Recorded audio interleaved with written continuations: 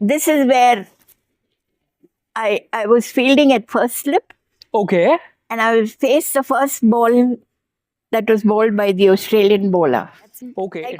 I can still imagine people standing here and people, cheering me up. Right.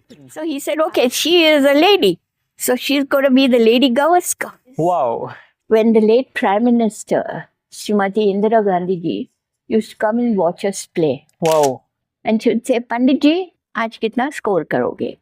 Being a member of the Mumbai Cricket Association, I was in the temple of cricket.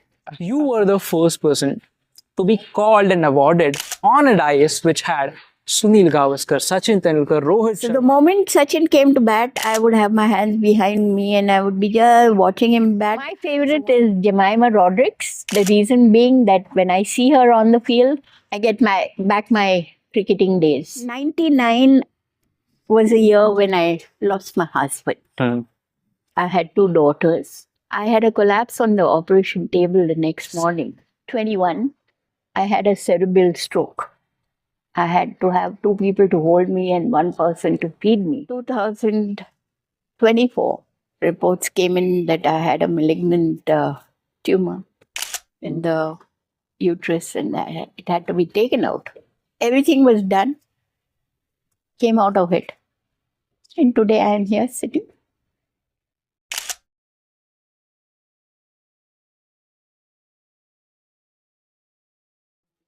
Hello everyone. On behalf of Cricketivity, I welcome you wholeheartedly. Guys, cricket in India is not just a sport. Cricket is perhaps a religion. And just like men's cricket, I'm very happy that today even women's cricket is equally celebrated. To see women in blue do wonders and play cricket just like that is truly a sight to watch. But it is only possible because some pioneers, some 50 years back, took the initiative to play cricket, to start the team, which is why we are seeing the team at the place which is enjoying today. And today, we have a very special guest with us. Today, we have one of those pioneers who started the cricket right at this very ground. Today, we have the very first Indian batter to face the ball in Indian women's cricket history. We have with us Shobha Pandit ma'am, who is also known as Lady Gavaskar. So just like you are excited to know all about her journey, I am equally excited. So without wasting a lot of time, straight let's jump into the conversation with Lady Gavaskar. Ma'am, thank you so much for your valuable time for Cricketivity. I wholeheartedly welcome you to your platform. Thank you so much. Thank you so much. Ma'am, it's truly a pleasure to know because, we are following women's cricket for a long period now, and to know that today we have someone who has played cricket at that particular level 50 years back on this very ground is on our platform. It makes me feel extremely proud of myself and about this entire journey, about this entire channel. Right. My first question to you is, ma'am, 1975, you make your way out for the nation. 11 people, 11 young girls Yes. who led the foundation of Women in Blue. Correct. And you were the one which faced the first ever ball of Indian women's cricket team history right at this venue which is behind us. Very true. Very true. So ma'am, 50 years later, today, recalling all your achievements, how does it make you feel? It's a very nostalgic moment. Coming onto the ground, coming on to a ground which gave me my journey's beginning.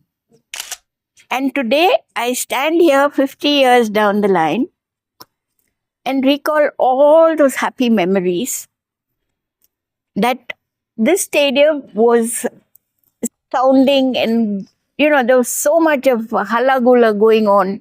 It was like a Diwali celebration, and we had people coming from all corners trying to come and see whether girls can play, how can girls play, and then the relatives coming to support their nieces and nephews and daughters who were in the team to give them a bucking to start. And that was the series we played against Australia. That was the first test against Australia in 1975, 7th of February. Okay. So we began our test journey from there. So this is where I was fielding at first slip, Okay. and I will face the first ball that was bowled by the Australian bowler. Okay. It was from which end? This end or the other end? I was standing at that end, Okay. and the bowler came in from the pavilion end to bowl to me. Okay. Nice. So that's how my journey began as a test player.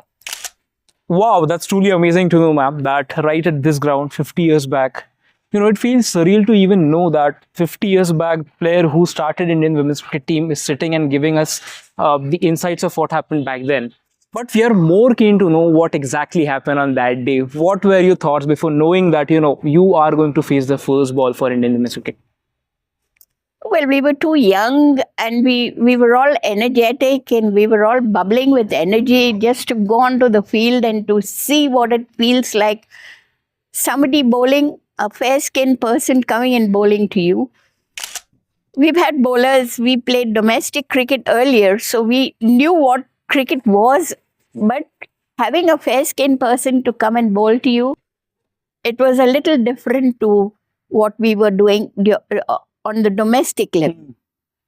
But all said and done, the first ball that was bowled to me, the whole stadium was pin drop silence to see what the first ball was going to do. And I can still imagine people standing here and people, cheering me up. Right. I can't believe that, I had my whole family watching me. I had my whole family come here, and, it may have been a very proud moment for them to see me on the ground. But all said and done, there are a few things that I would like to bring to your notice. That at that moment, this was an international stadium for Pune, Yes. where the international scenes were being held. And this stadium gave me my name as Shobha Pandit. Right. Okay. Then I was not still known as Lady Gavaskar, because I got my Lady Gavaskar name when I played in Australia. Right. So I was known as Shobha Pandit, the opening bat for India. And Fauzia Khalili was my partner, Batting bottom. batting partner, who was a non-striker when I started batting. So this is my journey, which began at the Nehru Stadium. At Nehru Stadium. Wow, you say that your family was not here. I would say that nation was your family once you took that guard. Correct. Right. Correct. Your family was not here, but your family was still here. Yes. Right. Yes. At the very place which you're here, 50 years back, you played that particular shot. But, like, were you in the right senses? Because just like you said, that fair-skinned people are bowling to us, the audience and the feeling that, yes, we are representing India. How did you cope up with that? That is something that no words can express. It took us a lot to get into our heights, get into the gear that was given to us, and that we would be, doing some service to the nation. And we would give back what our parents gave us, the name, the sacrifices that our parents went through to give us what we were doing. So it was definitely a very, very proud moment. Right. Absolutely. I would say it was a proud moment for the nation because that's where women in blue began their journey. Correct. Right. Obviously, that time it was not women in blue, it was women in whites. Correct. Right. Now, ma'am, could you give us a brief journey about What happened after that in your career? Because first match happened here, Yes. the beginning happened here, Yes. but a lot of good things happened in your career later. Correct. Could you just shed some light on that? Well, there was no looking back after that. We played a three-test series against the Australians. Uh-huh. We played a three-test series starting from Pune. We went on to Delhi, then played at Calcutta. But well, luckily for us, that test series saw a lot of experience that the organizers got, because we had three different captains captained India. We had Ujjwala Nikam Yes. from Pune as one of our first The first captain, Indian captain. right. And then we had Sudarsha, who led us at Delhi. And we had Shrirupa Bose from Calcutta, who led us In the third match, third test. third test, right. Yeah, so that's how our journey began. Right. Absolutely. So now your journey began from 1975 February to 1976 October. You played a lot of matches which were unfortunately not counted into the official format. Correct. 1976, you played the first official test match for India. Once again, it was you who faced the first ball for official test match in India. The first official four was hit by you, and the first official half centurion was Shobha Pandit. How does that make you feel now? Well, it's difficult to imagine and difficult to very nostalgic to go back to those memories. But all said and done, we did have a lot of support from WCAI, who was handling women's cricket before BCCI took over. BCCI took over in 1976, after which things fell into place. A lot of things that were falling short did definitely take place after BCCI took over. Absolutely. But one of the incidents which I've heard about you is that the very first match you faced, that was not your bat. What is that incident? Well, here I have a little bit to tell you, a little story to tell you. Our kit was provided by parents. We were lucky to have parents who could provide us our kits.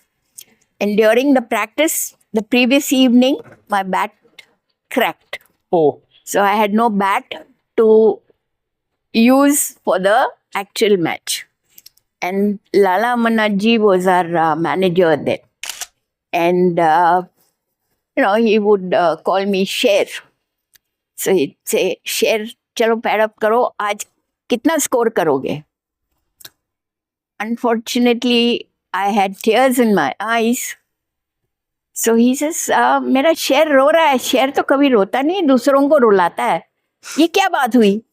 So I said, sir, ऐसा है कि अगर आप soldier को battlefield पे भेजते हो, उसके हाथ में बंदूक रहती है या तलवार रहती है. न मेरे पास बंदूक है, न मेरे पास तलवार है. और मैं आज वेस्ट इंडियन बॉलर्स को फेस करने वाली हूँ, तो मैं किस हिसाब से फेस करूँ? इसे बस इतनी सी बात है, क्या भाई, क्यों इतने टेंशन में हो? And immediately he took a team meeting. And in the team meeting, he called all the team, the playing 11. And he says, are you a bowler? So she said, yes. You bowl. And there's a catch coming to Shobha. If she doesn't take that catch, would you get your wicket? So that bowler said, no.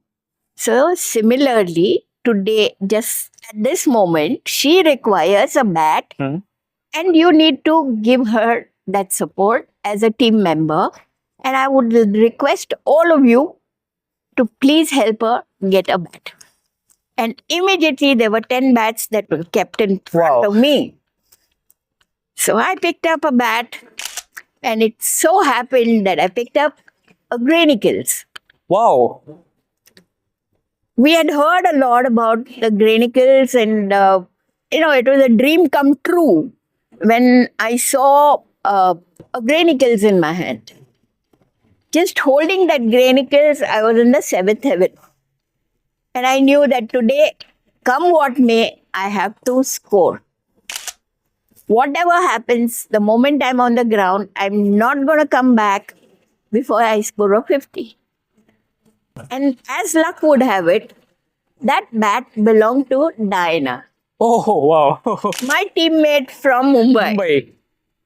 I couldn't have asked for anything more, anything better, anything, I think God himself came down and gave me that bat. True. So that gave me a chance to score my first 50 against the West West Indies. Indies. And that's how I could get my 50 on board. Wow. So the first 50 came from you. Yeah. The first ball you faced it. But the first 50 came from Diana's bat. Correct. So essentially we can say it was a Mumbai partnership. Right. Yes, definitely. That's one of the most amazing stories I will ever hear, ma'am. I'm pretty much sure, but you might have a lot of stories to tell because this was the occasion where you played in India. First time you might have told some abroad nation, something might have happened. Can you let us know about that? Well, there again, there is a little story to tell you. Okay. We reached New Zealand around 4:30 in the evening, and we were in our official outfits, which were saris.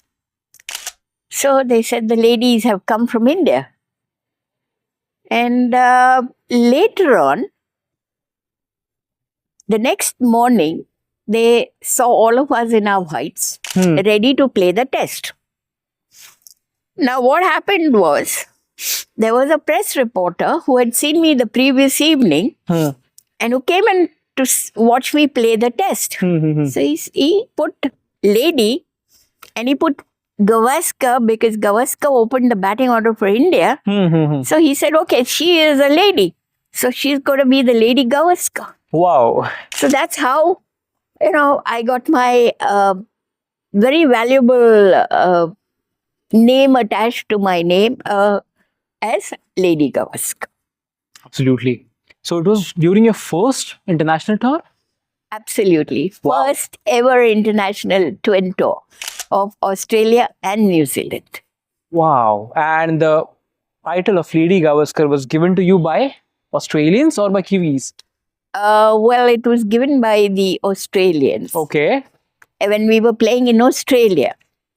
So, Kiwis did give us the support that, one would see. But the Australians, it was like playing at Eden Gardens when we played against Australia. Yeah. And playing against New Zealand, it was like playing anywhere in India. Anywhere in India. Okay, got it. So the difference was clear. But I think these Australians, I tell you, they give you a hard time when you're on the field, where you're off the field. They give you the respect which you truly deserve. Correct. Right. Correct.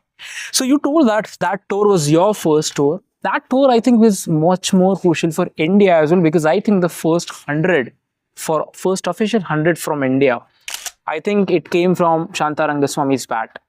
That also came in New Zealand. No, let me correct you here. We played a series against Australia first, which was a 3-test series. Okay. After that, we played a 5-test series against New Zealand.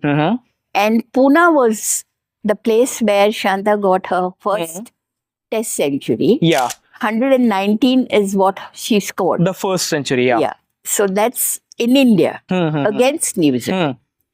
Correct. But I think the first century which came, that was unfortunately during 1975 February to October 1976. Yes. So the first official one was I think it was counted, the one at Dunedin.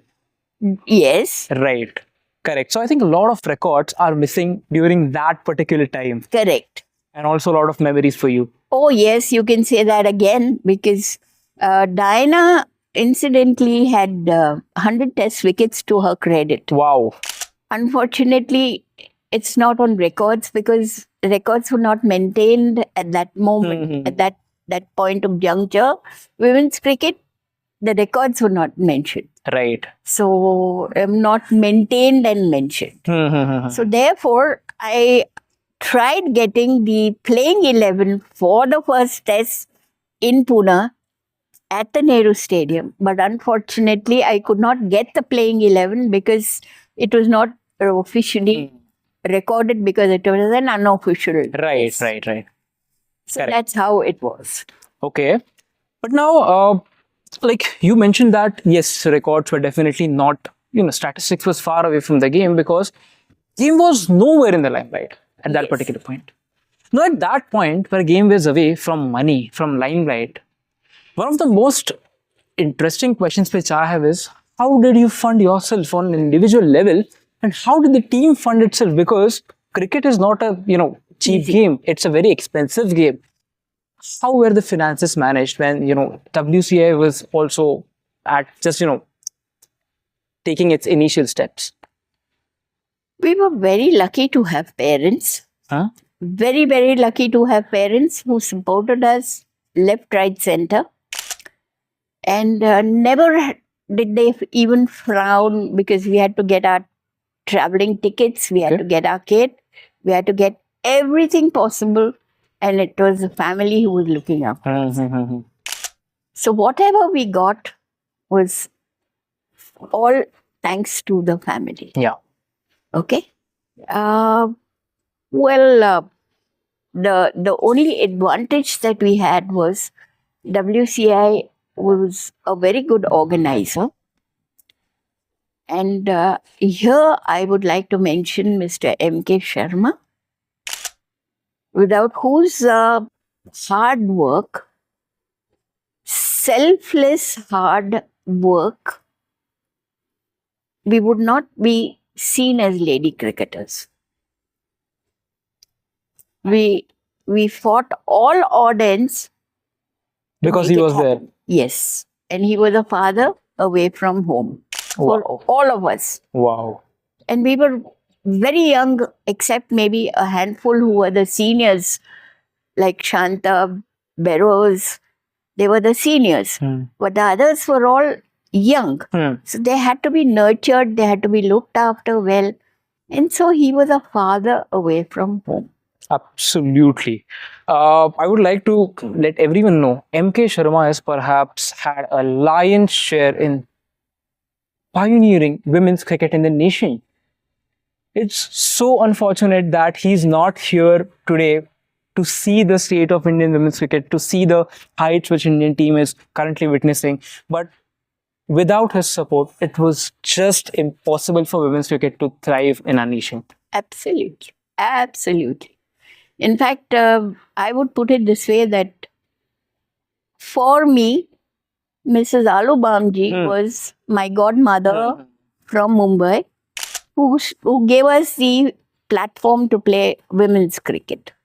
And Mr. M.K. Sharma was a godfather for women's cricket in India at that time.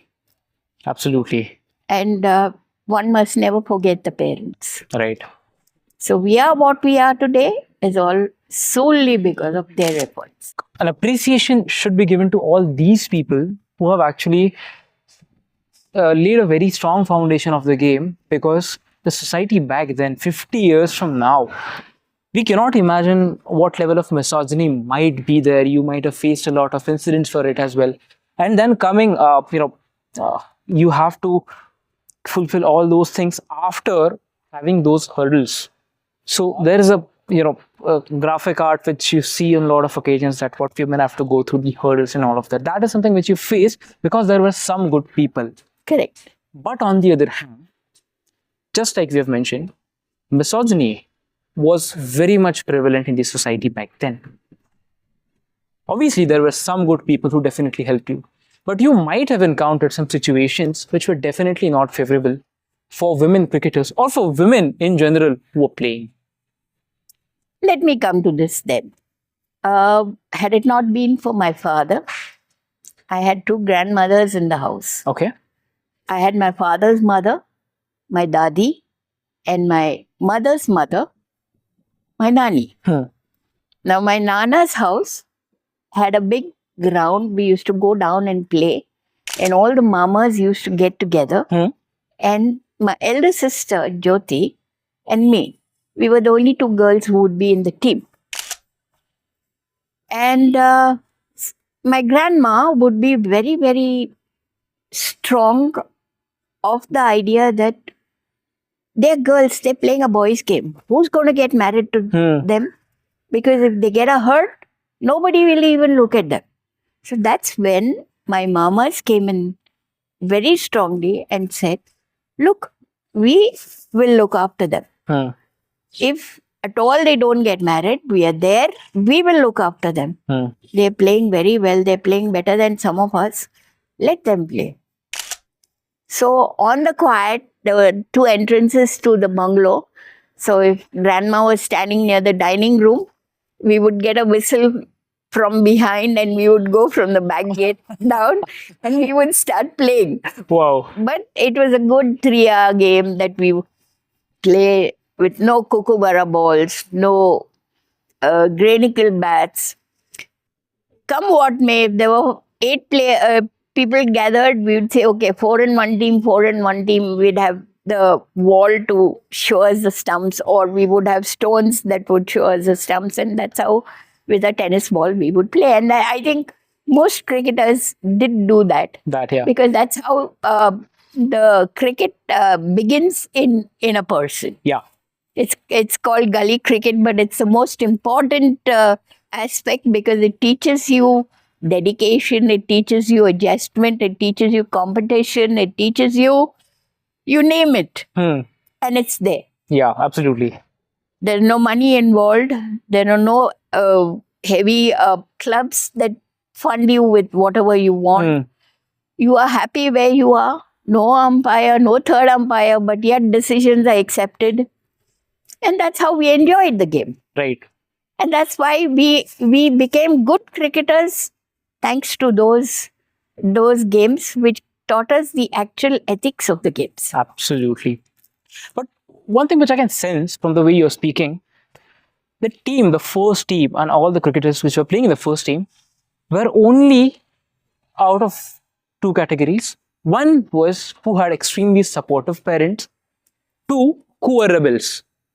Correct. Right. So, speaking about rebels, obviously now you encountered one rebel in your home who was protective of yourself. Nothing else. She just was, she took care of you, and that was her concern. Yeah, absolutely. But on the other hand, when you look at the broader picture, you also fought a lot of obstacles to reach to that particular level. Be it misogyny, be it a lot of people. But a lot of other people were in favor of you. A lot of the big names in Mumbai cricket who are very much relevant when you talk about Indian cricket, even to this day, and they'll eternally be. Can you mention about those people?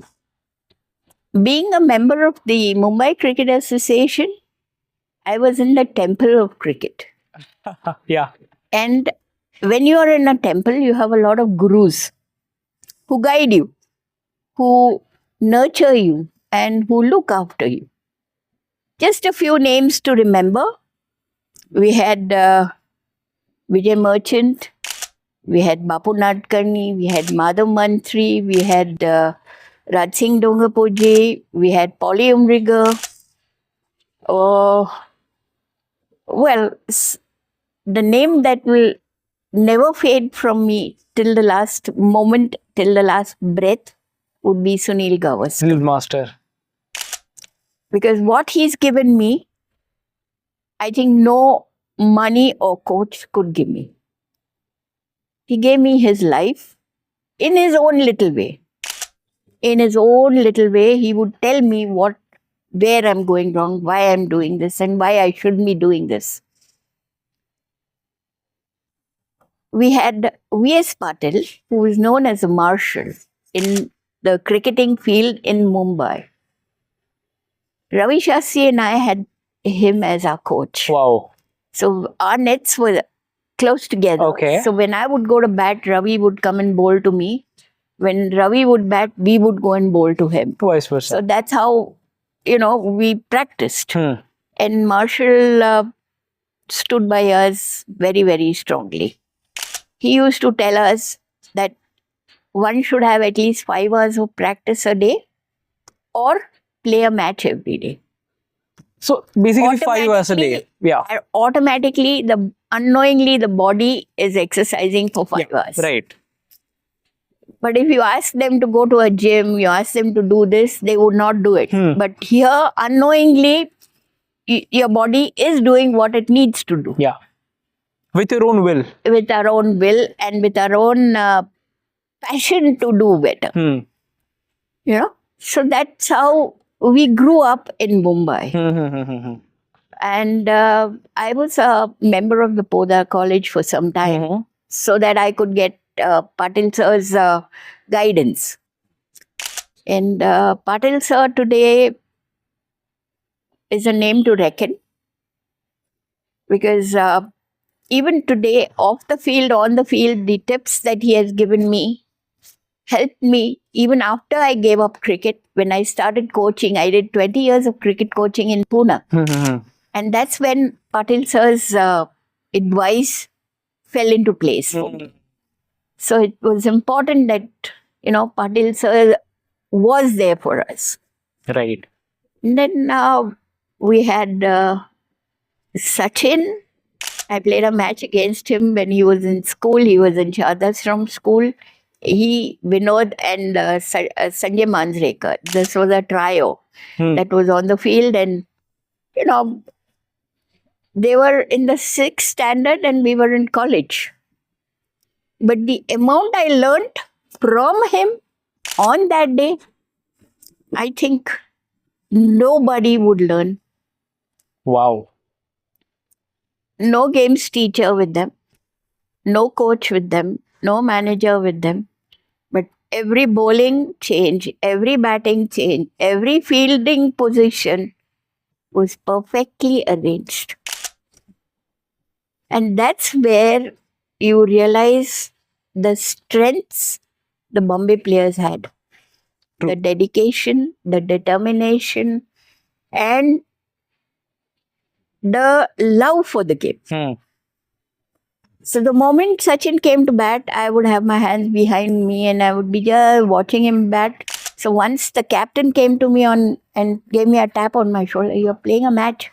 You're not watching him at next practice." So that's how life is, Right. And we learn a lot. It must be really great to see Sachin of what he has achieved later on. Absolutely. Absolutely. One, when you look up at the sky and you see, okay, there are a couple of people who you can visualize over there. And they are the people who can come to our mind. Absolutely. They are the people who come. Without a doubt, ma'am. Now, ma'am, one thing which I can sense is that cricket, was a part of your life, not just while you're playing, it was way after you're playing as well. But I'm more curious to know about the crowd support back then, because what I've heard is that there was a lot of crowd for women's cricket when you started initially. Yes. For whatever reasons, I've heard that there are some reasons that they used to witness just because girls are playing. They used to come because they saw some pictures of girls in skirt playing from abroad, and that is the reason they came. But all in all, crowd was there. So can you tell us about that crowd experience? Yes. The memory that comes to my mind at this moment is the crowds that we got at Eden Gardens. The crowds were very educative crowds because they knew which Indian player is playing, what that Indian player can do, has done, and will do. Not only the Bengal team, but the Indian team. Wow. And not only that, they would even study the foreign teams.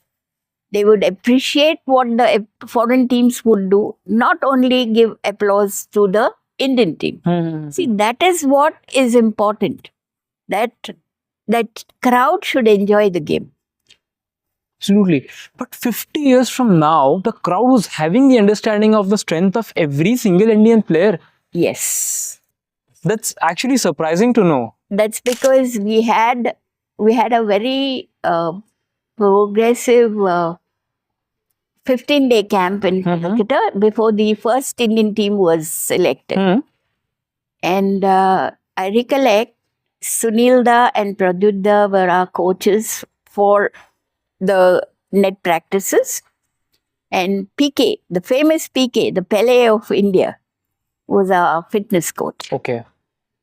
So that's where, people would come and stand while we would practice over there, see how we are taking catches, see how we are bowling, see where we are batting, how we are batting. All those things, they would make a note of it. And, that's how I think we got our support from the Calcutta crowds. Wow. So Eden must be having a very special place in all of the Indian players' hearts. Oh yes, absolutely. Because Eden Gardens was the place where we came in to be India players. Wow. I mean, this is certainly one of the sweetest surprises which we could hear from anyone, because even if you ask today, if you ask any of the persons who are coming to see the match, not many people even know the names of the players. Correct. Even to this day, when social media is there, when Google is there, when so much of stuff is available. Back then, Google was far from being invented, and you were having that kind of support. Definitely, that must be a very special memory. Absolutely. Absolutely. Right. But now, this is one of the instances where the crowd was good. Pretty much sure that there have been some instances where the crowd was definitely hostile. So, do you have any of those instances, or it didn't happen at all? No, there were a lot of places where we had to be careful with the crowd. Not only because we were girls on the field, but because we were players on the field. And all said and done, once you're on the field, you are susceptible to what the crowd Yes. feels and does, and right. Everything. Even the manager and coach can't do anything because we are on the ground playing. There was an instance where we were playing in green fields, and we had an incident to remember that is, I think, very strongly embedded in all the players who played that particular match.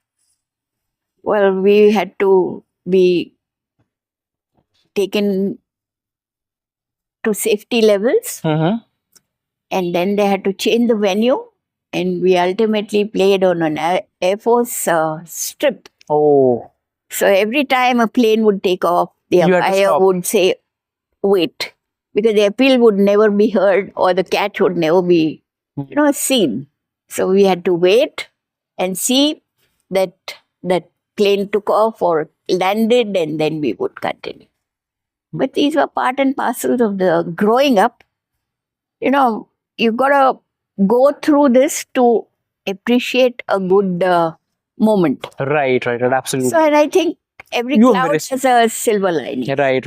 But ma'am, I've heard about incidences, I've read about it at some places, that there were instances where you had to be escorted to the ground with a lot of security personnel.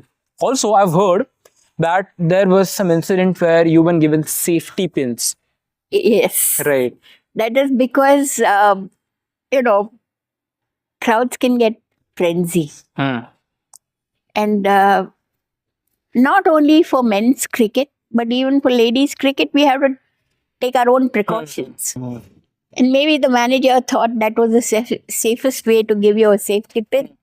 And she would say that in case a button breaks or something, keep that safety pin with you. And then she would tell the captain why those safety pins were given. So the captain would know why those safety pins were given to us. So as and when the need be, we would put it to use. But then that's how it is. That's how it was. That's how it. I mean, we learn the difficult way, but what we learned today, the girls are having 100% security once they are on the field, off the field. They have a protocol that has to be followed. True. Even for the local tournaments. Even we as ex-players can't go and meet them as in how we want. Oh. So we need to have the permission to go and meet them. Now these are things which are precautions that have been taken, because tomorrow, the player can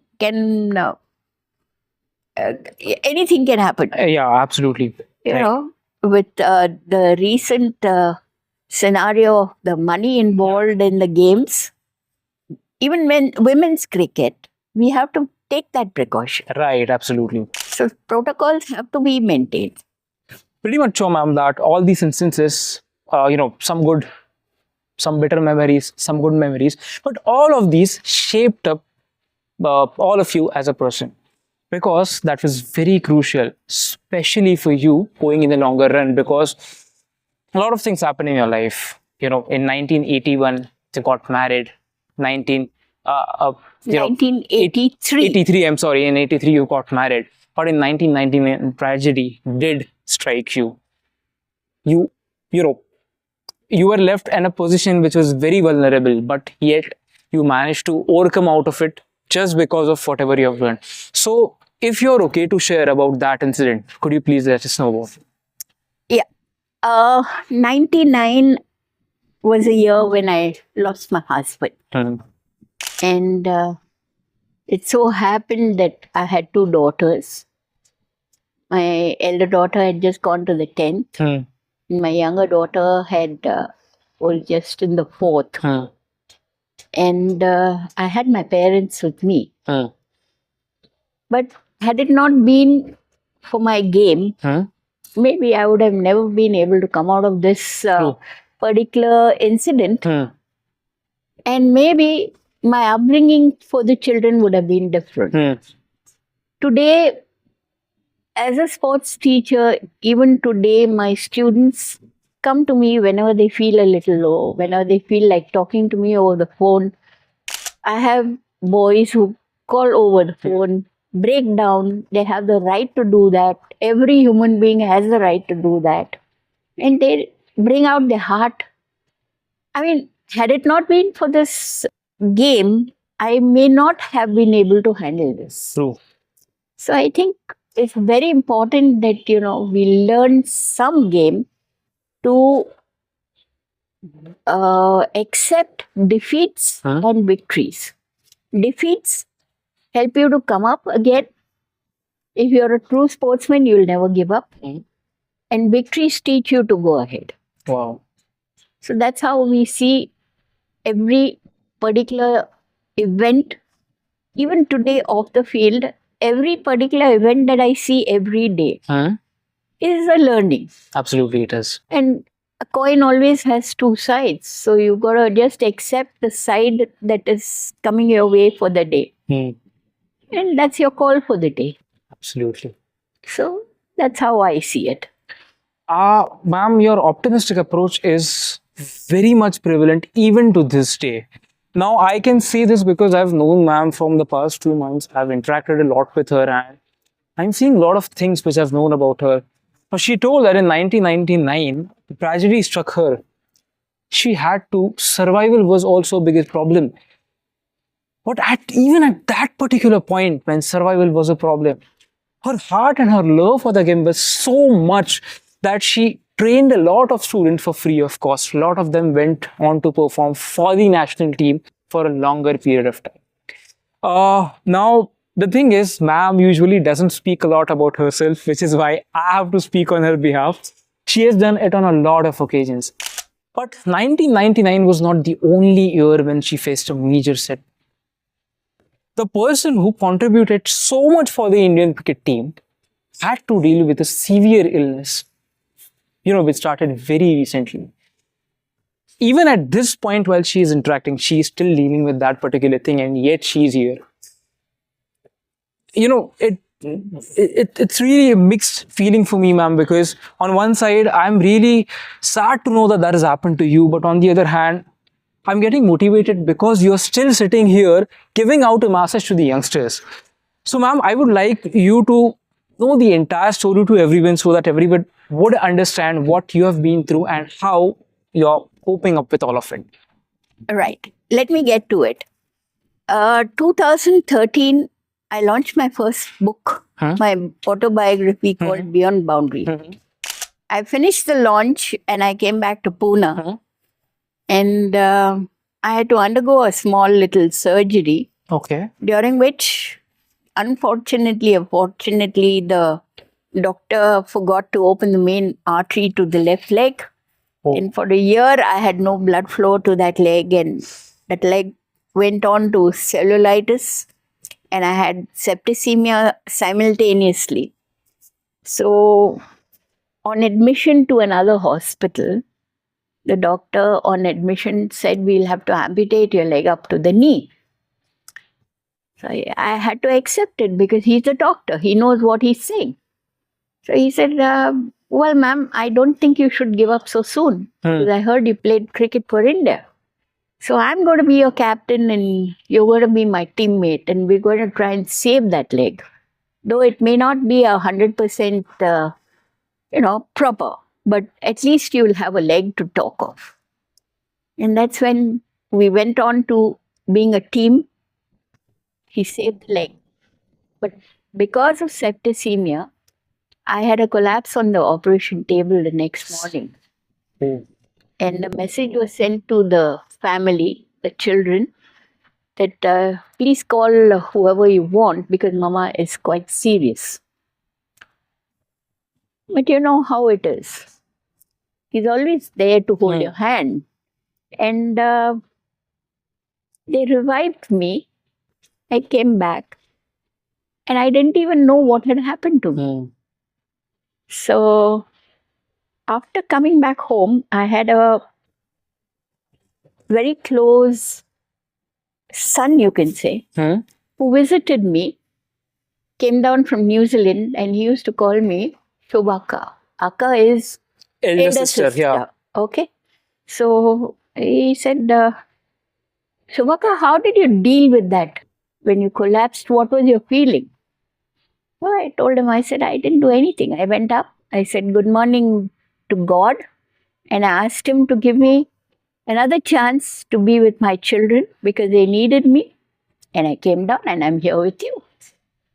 He said, how easily you did that? I said, he's the one who's looking after us. We have nothing to say. We have nothing to say. Had it not been for him, his grace, I don't think we would have seen each other. So that was the episode of the leg. And in 2021, I had a cerebral stroke. Cerebral stroke? Yes. I had a fall in the house, and my younger daughter was the only one in the house.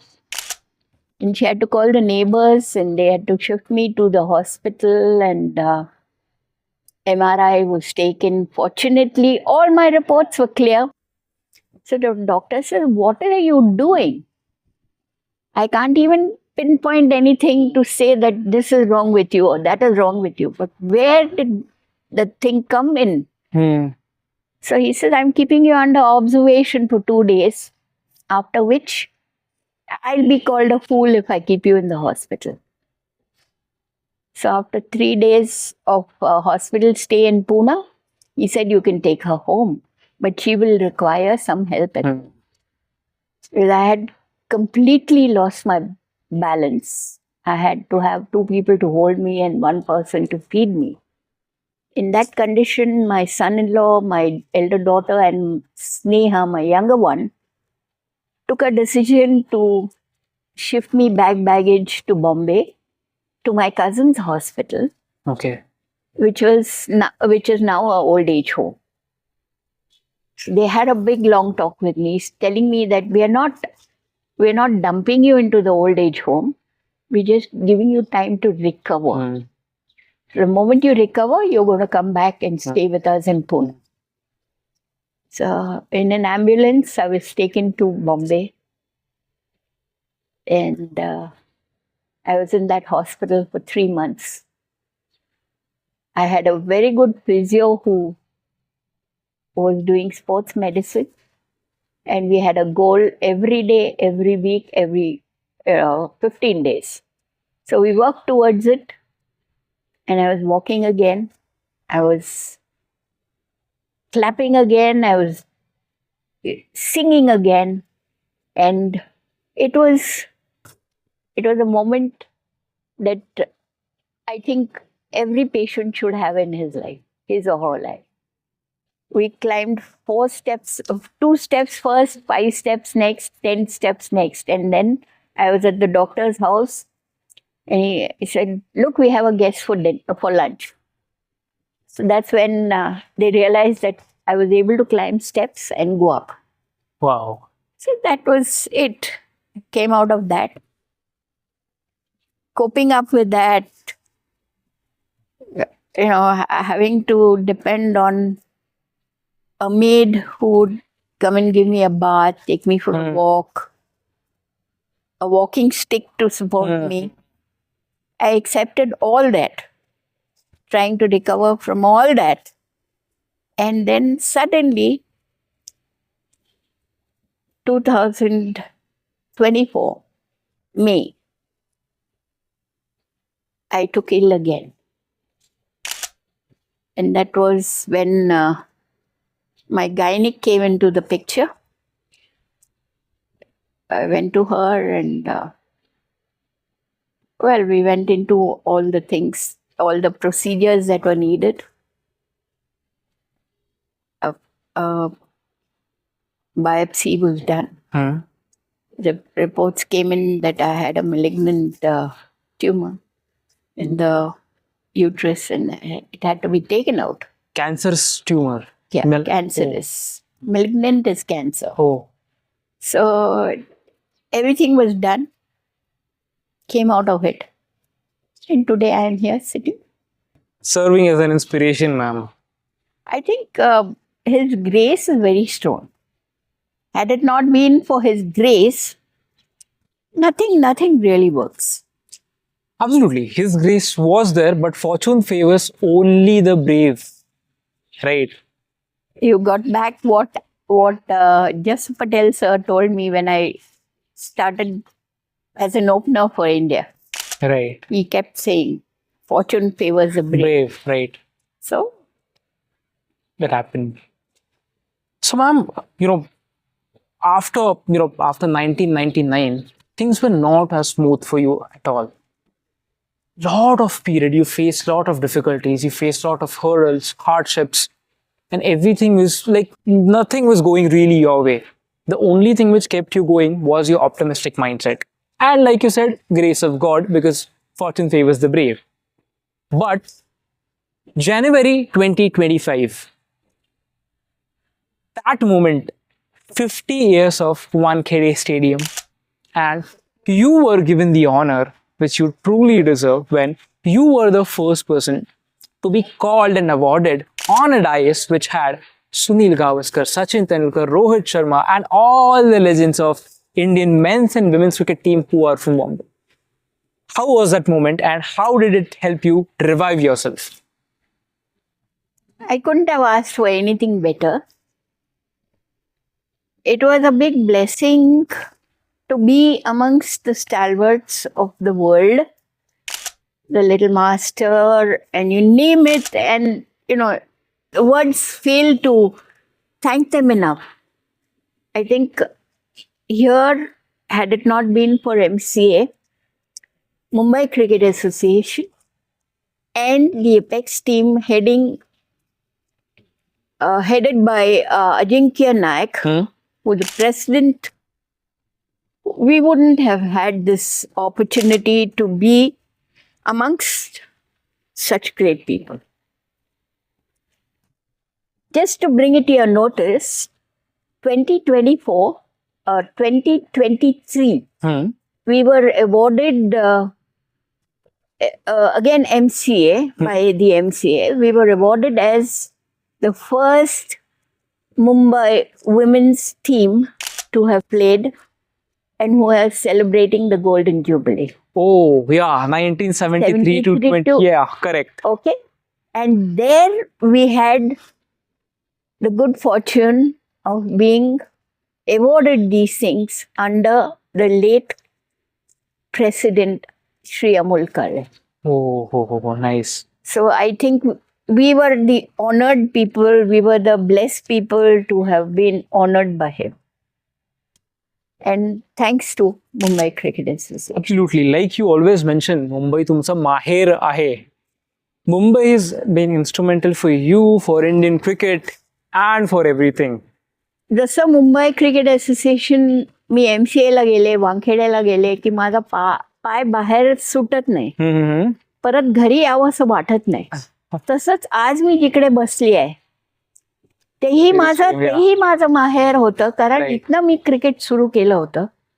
To bring it to the notice of some people who may not understand Marathi, that this was the place where it all began. Yeah, this was my mother's home where I started test cricket. So this again would be a very special place in my heart. Right, ma'am. But I would like to bring to notice of a lot of people, just like these places, you mentioned the award by Mumbai. That is not the only award you have received. If I go on to calculate the number of awards you have received, time will be the biggest factor in front of us. So I would like you to let everyone know what all awards have you received. Well, again, thanks to Diana and Kapil Dev, I got a Lifetime Achievement Award through Hero Honda Sports Academy. And fortunately for me, that time my parents were there to witness me getting that award. After that, to name a few, 50 years of cricket in Mumbai gave us the prestigious award of recognition that women's cricket is there. And later on in 2025, January, as you rightly put it, Wankhede celebrated its Golden Jubilee. And there again, MCA came in a big way to recognize women's cricket also. And I thank each and every one of them for what they have done for us. They look after us so well that we don't feel that we are outsiders. We are a part of the family. Right. I, being an opener maybe, being a lady maybe, I was the first one to receive the award to begin the celebration, a week-long celebration for the Golden Jubilee at Wankhede. That gave me the award where we were recognized as the Mumbai captains. And on the 19th of January, we were recognized again by MCA as international Mumbai cricket players. So I couldn't have asked for anything more than what I have got.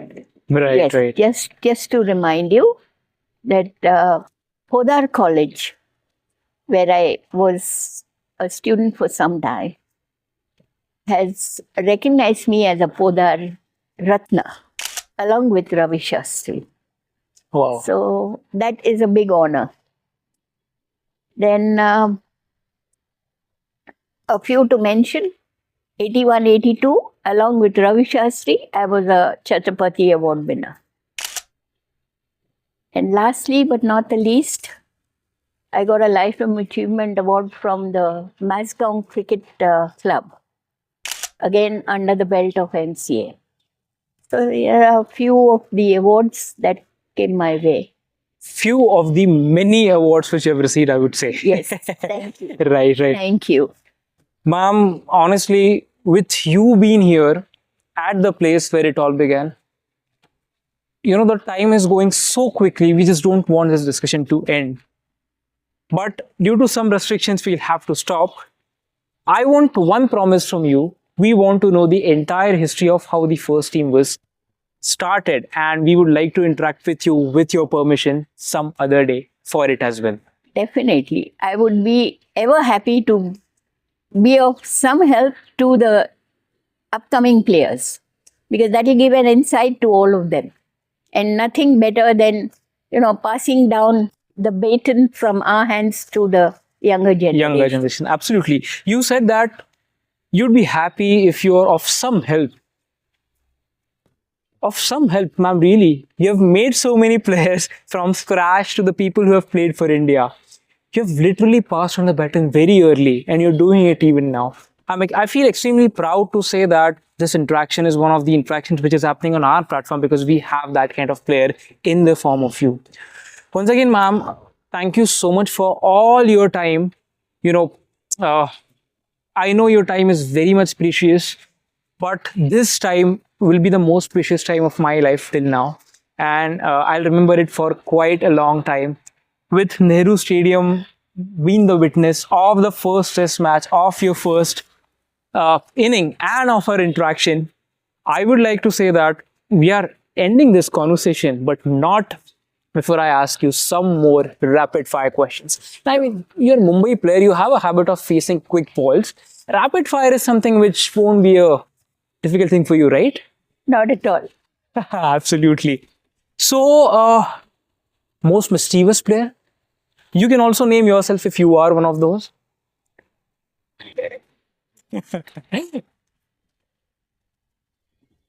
Diana. Okay. Any of the mischief you remember which she did?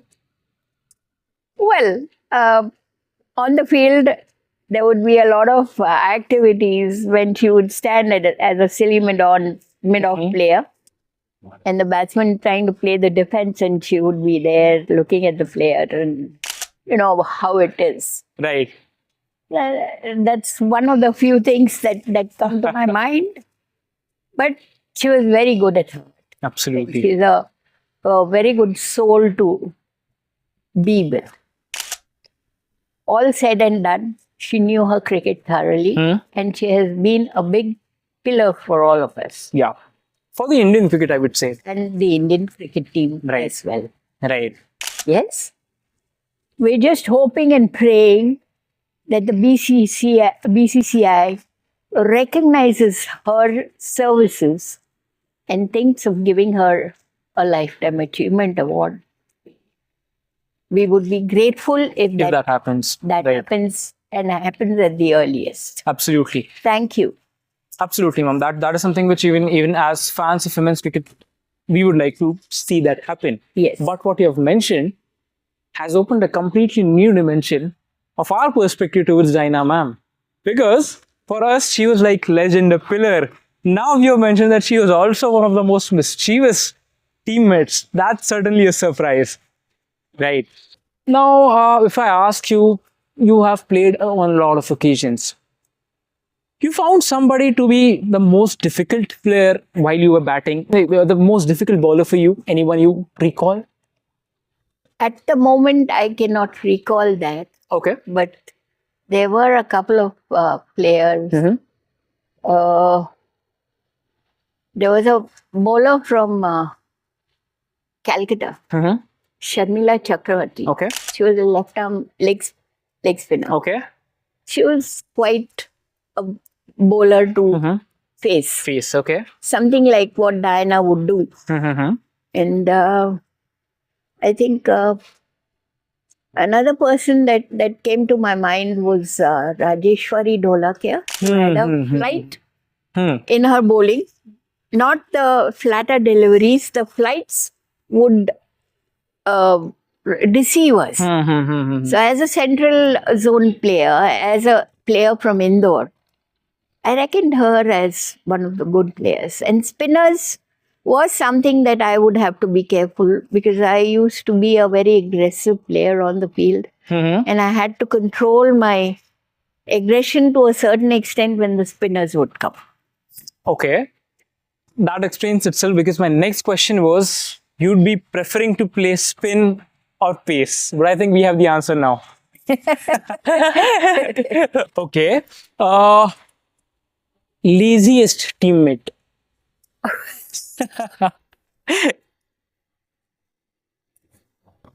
I'd pass this.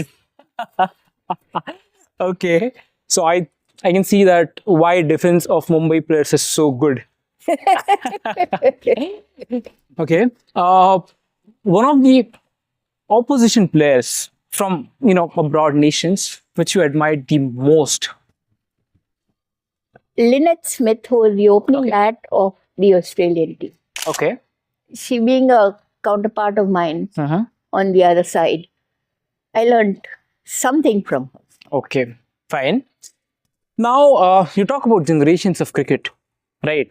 Which was your favorite moment? Your favorite moment on the field, off the field first, and then your favorite moment when you were not a part of the team for Indian women's cricket team. My on and off the field moment was the moment when I first walked out From this Oh. pavilion itself. to, field for the Indian team. That was a very proud moment for me. And off the field, we had a lovely time in Delhi. It was raining and the game had to be called off or delayed. And we had the New Zealand players sitting in the pavilion with us and learning a Bengali song. Oh, wow. That gave us a lot of interaction, a chance of interaction. Something that comes very strongly to me since I'm mentioning Delhi is when the late Prime Minister, Srimati Indira Gandhi ji, used to come and watch us play. Wow. And she would sit something like you and I doing it today, and she would say, Pandit ji, aaj kitna score karoge? So the first time she called me Pandit ji, I looked behind because her father was known as Pandit. Absolutely. And then she turned around and said, nahi, main aapse baat kar rahi hu. That was the greatness of her. What a moment to cherish, but Yes. And she gave me an advice which remained here forever. She said, whatever you do, wherever you are, however you accept what you're doing, never forget that you're still a woman. that's such a valuable advice by the only women prime minister of the nation, the Iron Lady of the nation. Yes. Wow, that's amazing. Because she gave us the first opportunity to fly as a Indian team. Wow. When we won the the fifth test at Patna in 1976, we called her up and it was a birthday present for her. So we said, we're giving you a birthday present wherein the women's cricket have won the test. So she asked the manager to make sure that both the teams come to Delhi, and she hosted a dinner for Wow. us. That's such a nice gesture. So I think we had the golden moments with her. Right. You mentioned a place which goes by the name Patna. Yes. Calcutta is very close to your heart already. Yes. Patna is another city which is memorable. But a train journey from Calcutta to Patna was even more memorable for you. What was that incident? 1978, the World Cup. The Indian team got onto a train that was heading for Patna, and MK Sharma ji had the World Trophy with him, the World Cup trophy with him, and I got in behind him, and then he turned around and he said, Shobha ji इसको पकड़ के रखिए और जब तक मैं आऊंगा नहीं तब तक यहाँ से हिलना नहीं. So I said, ठीक है sir.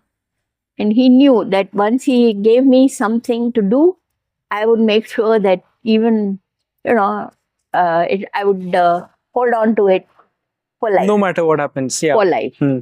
So I was standing with the World Cup in my hand, like a baby in my arms. And since I was able to understand Bengali, I heard the 6 people in the compartment talking about saying that this poor girl is standing with the trophy and she's standing. We should be doing something for her. And slowly they kept moving and gave me place to sit. So I was the only Indian team player who got a place to sit. So the moment we got down, the girls came and said, "You're the lucky one, yeah. You get a place to sit wherever you go, whatever you do. How do you manage it?" So I said, "Well, I don't have to manage it. It comes to me." That's how it was. Absolutely.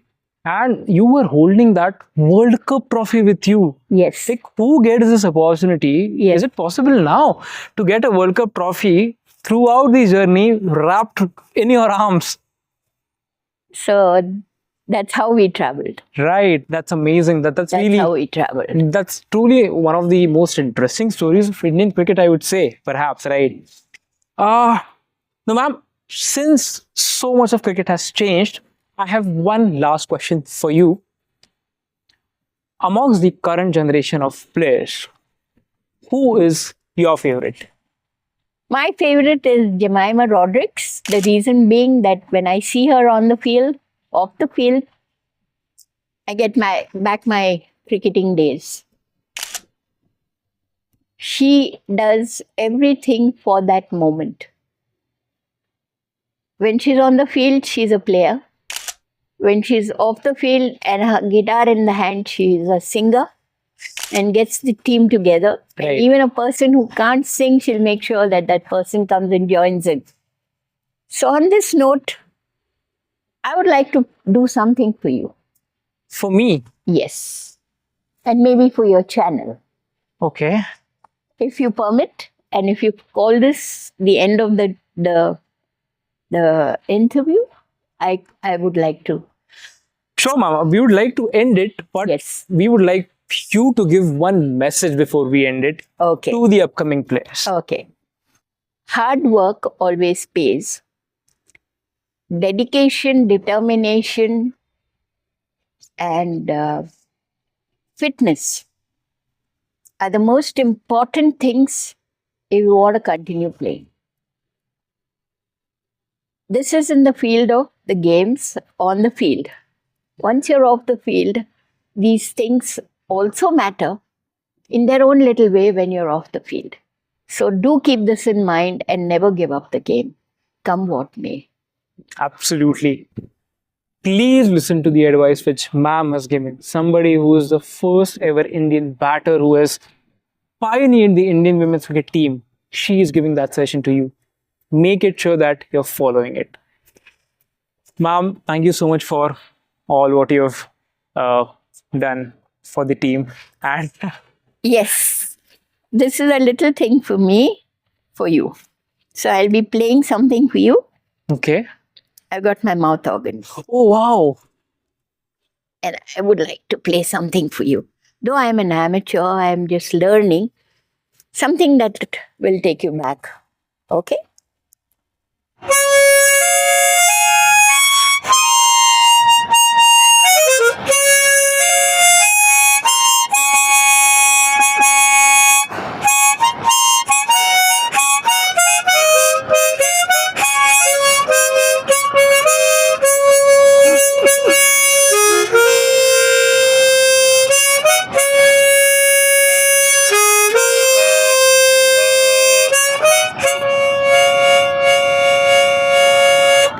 Wow. Who says you are an amateur? With all due respect, ma'am, thank you so much for your time, for what you've done for the Indian cricket, and also for this amazing, amazing thing. Because this is the first time this is something like this is happening on our channel. And you, I mean, what I've seen from your journey is you are a part of many firsts, be it for the nation, be it for anything else, be it for a channel. So with all my heart and soul, I would just like to thank you for all your contribution, and I would just pray to God that you continue to inspire for many, many years and continue to, groom a lot of cricketers for the nation going ahead. Once again, thank you so much for your valuable time, ma'am. It was Thank a pleasure you. and an honor Thank to you. interact with Thank you so much for all that you're doing. And I hope and pray that God gives you strength to go from step to step. And may you have many, many such interviews of great people who will inspire the world. I'm having one such today, and thank you so much for it, ma'am. Thank you so much for your wishes. Thank you for it. And Yes.